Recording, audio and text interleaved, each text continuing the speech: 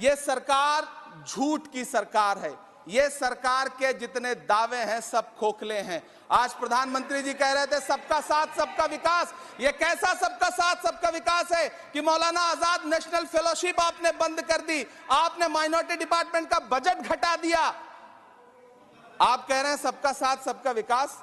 आप बात करते हैं बेटी बचाओ बेटी पढ़ाओ।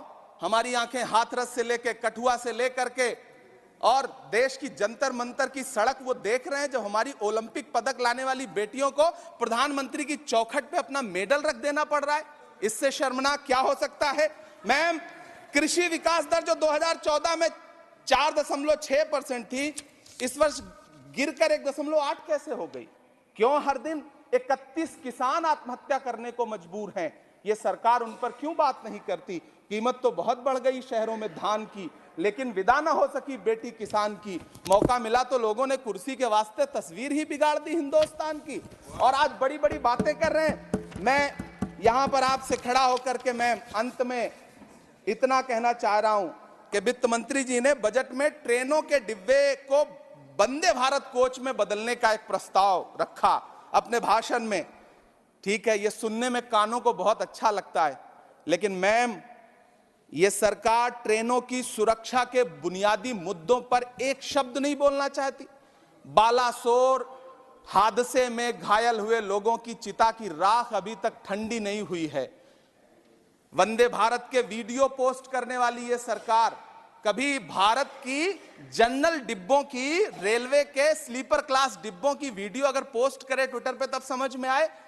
बिहार से, इलाहाबाद से, लखनऊ से दिल्ली आने वाली, मुंबई जाने वाली ट्रेनें देख लीजिए, उनकी हालत देख लीजिए, तो आपको लगेगा कि ये वही ट्रेनें हैं। आज स्थिति ये है कि रेलवे स्टेशन तो छोड़िए, रनवे पर खाना खिला रही हैं आपकी प्राइवेट एयरलाइंस। अभी आपने जुर्माना लगाया है, नोटिस दिया है एक एयरलाइंस को। यह स्थिति आपने करके रख दी है ट्रेनों की, एयरलाइंस की।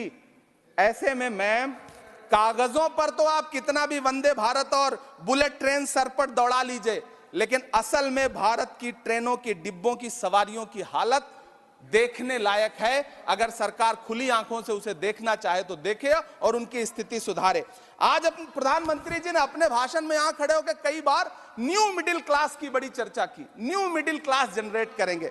लेकिन मैं तो यहां खड़ा होकर के सरकार से कहना चाहता हूं कि न्यू मिडिल क्लास का जुमला अपने पास रखिए। यह बताइए कि जो पुराना मिडिल क्लास है उसके साथ आप कैसा व्यवहार कर रहे हैं। आज उसकी स्थिति क्या है? आप अमीरों के कर्जे माफ कर रहे हैं, उद्योगपतियों के कर्जे माफ कर रहे हैं, और यहां स्थिति यह हो गई है कि जो मिडिल क्लास, उसकी जो रोजमर्रा की जरूरत की चीजें हैं उस तक पर आपने जीएसटी लगा रखी है।